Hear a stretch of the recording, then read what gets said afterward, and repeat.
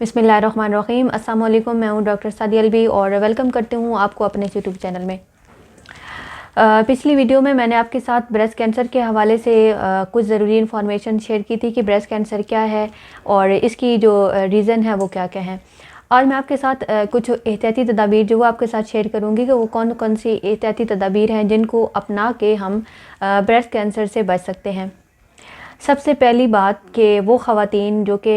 बच्चों को अपना दूध नहीं पिलाती, तो वो ख़वातीन ऐसा करें कि बच्चों को अपना जो दूध है वो ज़रूर पिलाएं, ब्रेस्ट फीडिंग जो है वो ज़रूर करवाएं। इसके अलावा वो ख़वातीन जो कि एक्सरसाइज नहीं करती, वर्जिश नहीं करती और उनका जिस्मानी काम नहीं है, हर टाइम बैठे रहना, लेटे रहना, सोते रहना, तो ये एक जो हेल्दी लाइफस्टाइल है ये बिल्कुल भी अच्छा नहीं है। बल्कि आप वर्जिश करें और जिस्मानी जो काम है वो आप ज़रूर करें ताकि आपके अंदर जो ब्रेस्ट कैंसर होने के जो चांस है वो कम हो सकें। इसके अलावा अगर आपका जो मेंस्ट्रुअल सिस्टम है, जो आपका माहवारी का निज़ाम है वो अगर ठीक नहीं है, अगर आपको मेंसेस जो है वो ठीक नहीं आते, आपको टाइम पे नहीं आते या डिले हो जाते हैं, और या ऐसा है कि कुछ ख़वातीन में मेंसेस 2 से 3 महीने रुक जाते हैं उसके बाद होना, तो ये सारे जो है ये आपका मेंस्ट्रुअल सिस्टम ठीक नहीं है, इसको आपको ठीक करने की ज़रूरत है। अपने डॉक्टर से ज़रूर मशवरा करें और स्पेशली वो ख़वातीन जो मैरिड हैं वो भी और जो अनमैरिड हैं वो भी, तो अपनी जो इन मसलों के लिए आप अपने जो डॉक्टर हैं उनसे ज़रूर अपना चेकअप करवाएं। इसके अलावा अगर आप स्मोकिंग करती हैं तो स्मोकिंग आपने बिल्कुल भी नहीं करनी, और या आप अगर ऐसे माहौल में रहती हैं जहाँ पे आपके इर्द गिर्द स्मोकिंग हो रही है, तो आपने ऐसा करना है कि ऐसे माहौल से थोड़ा दूर रहना है जहाँ पे स्मोकिंग हो रही हो, क्योंकि स्मोकिंग की वजह से उसके जो जहरीली केमिकल होते हैं वो जब हमारी बॉडी के अंदर जाते हैं तो उस वजह से भी जो कैंसर होने के जो चांस है वो बढ़ जाते हैं। तो कोशिश करें कि आप ऐसे माहौल में रहें जो साफ़ सुथरा हो और वहाँ पे स्मोकिंग जो है वो ना हो। इसके अलावा वो ख़वातीन जो कि मोटापे का शिकार हैं, जिनका वज़न बहुत ज़्यादा है, तो कोशिश करें कि अपना जो वज़न है वो कम करें, और क्योंकि जितना ज़्यादा आपका मोटापा होगा उतना ही ज़्यादा आपके अंदर जो ब्रेस्ट कैंसर होने के जो चांस है वो बढ़ जाते हैं।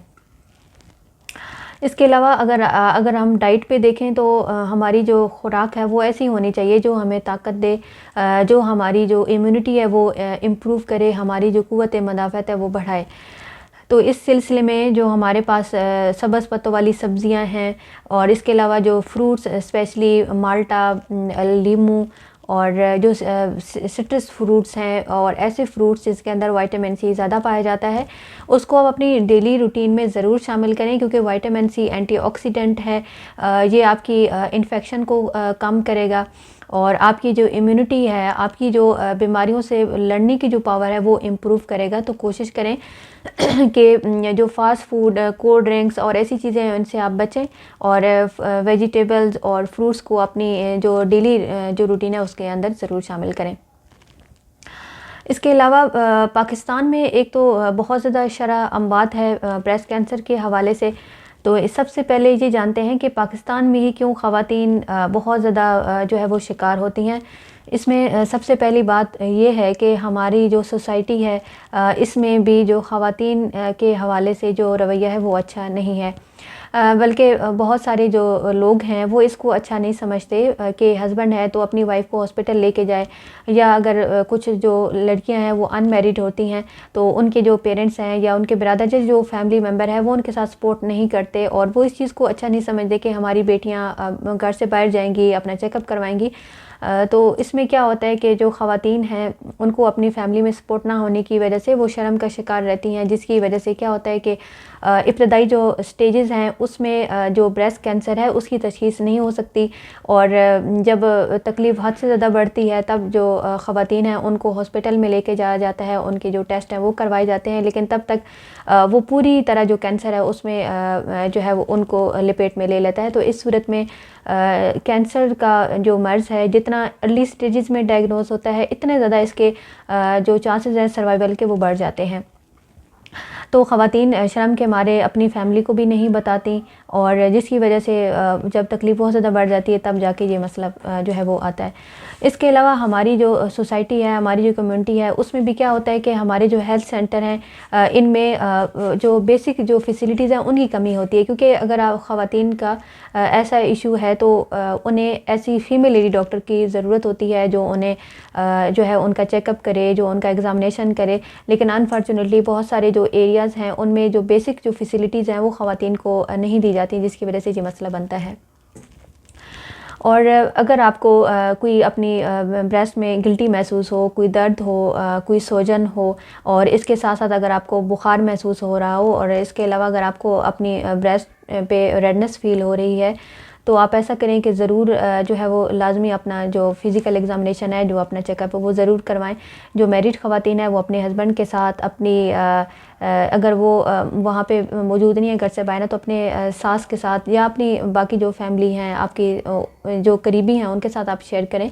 और जो अनमैरिड ख़वातीन हैं, जो लड़कियां हैं, वो अपनी मदर के साथ, अपनी सिस्टर के साथ या अपनी फ्रेंड्स के साथ आप डिस्कस करके तो अपना जो एग्ज़ामिनेशन है वो ज़रूर करवाएँ। और इसके अलावा ये है कि जब तक हमारी सोसाइटी में ख़वातीन को इस चीज़ का नहीं होगा कि उन्होंने अपना जो है वो एहतियाती तदाबीर कैसे करनी है, या अगर ऐसी सिचुएशन पेश आ जाए तो ख़वातीन को कैसे निपटना है, तो फिर मज़ीद जो है वो शरअ अमात जो है वो बढ़ती चली जाएगी।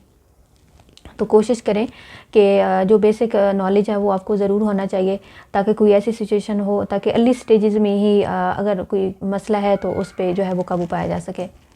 इसके अलावा इसकी जो डायग्नोज़ है इसको मैमोग्राफी कहते हैं। ये आपकी चेस्ट का एक्सरे होता है, और उस एक्सरे में पता चल जाता है कि जो अगर कैंसर वगैरह के जो टिश्यूज़ हैं या कुछ जो चेंजेस हैं वो आ रही होती हैं, तो डॉक्टर को पता चल जाता है। तो ये बेसिकली जो है ये टेस्ट है, और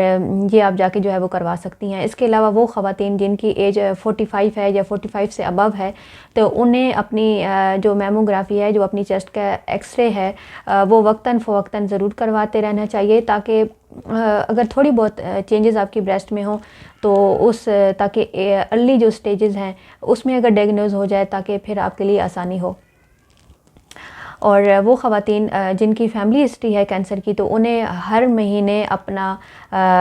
अगर तो वो 45 से कम हैं तो हर 2 से 3 महीने बाद अपना ज़रूर एग्ज़ामिनेशन करवाएं, मैमोग्राफी करवाएं। और वो ख़वातीन जो कि 45 साल से ऊपर हैं तो वो हर महीने में अपना ज़रूर जो है वो एग्ज़ामिनेशन है वो ज़रूर करवाएं। तो ये कुछ ज़रूरी एहतियाती तदाबीर थी और ब्रेस्ट कैंसर के हवाले से, और इसका जो नॉलेज है ये भी देना ज़रूरी था, ताकि ख़वातीन को कम से कम ये पता होना चाहिए कि उन्होंने इस सिचुएशन से कैसे निपटना है, या अगर उन्हें अपनी बॉडी में किसी किस्म की कोई तब्दीली महसूस हो रही है तो उन्होंने किस तरह से उसे जो है वो हैंडल करना है, ताकि अर्ली स्टेजेस में ही आपकी रिकवरी हो सके। क्योंकि अगर कैंसर तो पूरी बॉडी में फैल गया तो फिर तो बहुत मुश्किल है रिकवर होना। तो उम्मीद है कि ये बातें आपकी समझ में आई होंगी और आप इन पे अमल भी करेंगे। तो दुआ में याद रखिएगा। अल्लाह हाफ़िज़।